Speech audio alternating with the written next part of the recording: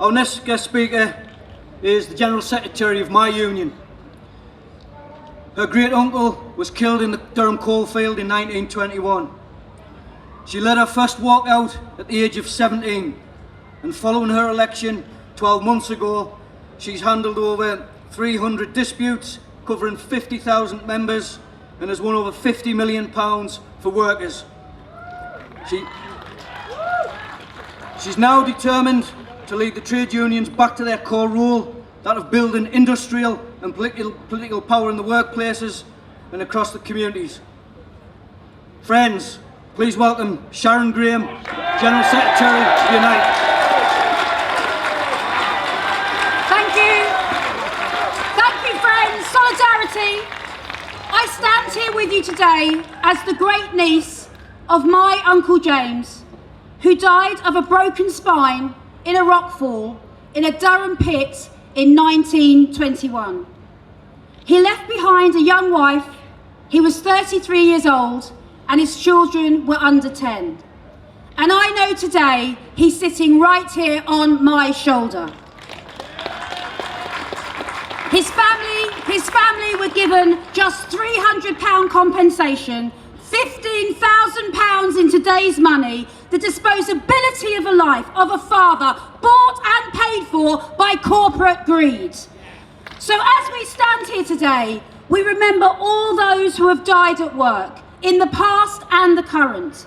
We remember you, we are proud of you, and we will carry this fight on for you. And friends, while some things have changed, many things remain the same. Because let's be clear, workers, the working class, we are sent out every time to deal with crisis while others sit in their homes. The working class are the ones sent out to deal with crisis. And then when the crisis is over, they expect us to pay for it. Well, let's give a clear message. Absolutely no more. Friends, we are not going to let the rich and powerful take us for a ride again. They have one hand in our pocket and they have the other one up our back. Not this time. We are not going to allow them to do it. I stand here also today as the leader of Unite the Union. Solidarity. And I also stand with the 63,000 Unite members who are currently out on strike. 300 disputes won. We are beginning to coordinate action anniversary dates inside the union across numerous employers in the buses and beyond, and also across all different sectors. We've won £50 million for workers. Friends, the trade union movement is the power of the working class. The trade union movement needs to be reborn. Unite also stands absolutely with every worker in struggle. An injury to one must be an injury to all. Our rail, our postal workers, our teachers, and everyone who is standing up and saying no. Friends, workers will not pay for this crisis while profits soar. We can stop this from happening. We have the power in our unions. We have the power in our communities. But we cannot stand by and do the same thing over and over again and expect change. This is the time we must organise, we must mobilise, and crucially, we must act together, act as one, act as we know the trade union movement can. Friends, it's time for us to stop playing the boss's game. We need to use our brains as well as our brawn. Level the playing field. Move the share price as well as the picket line. We know how to do that.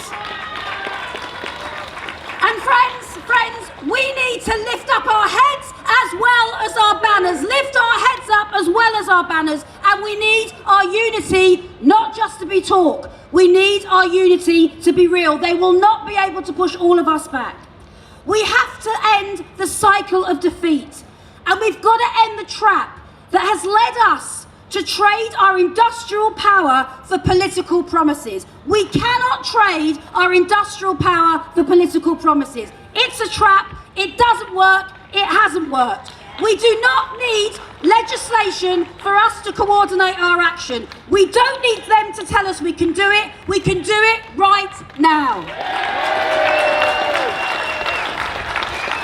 And friends, every time they threaten our workers, every time they threaten our unions, and they will, they're going to come for us, I'll tell you what Unite will do. We will put more and more money into our £50 million strike fund. We will not allow workers to be starved back to work.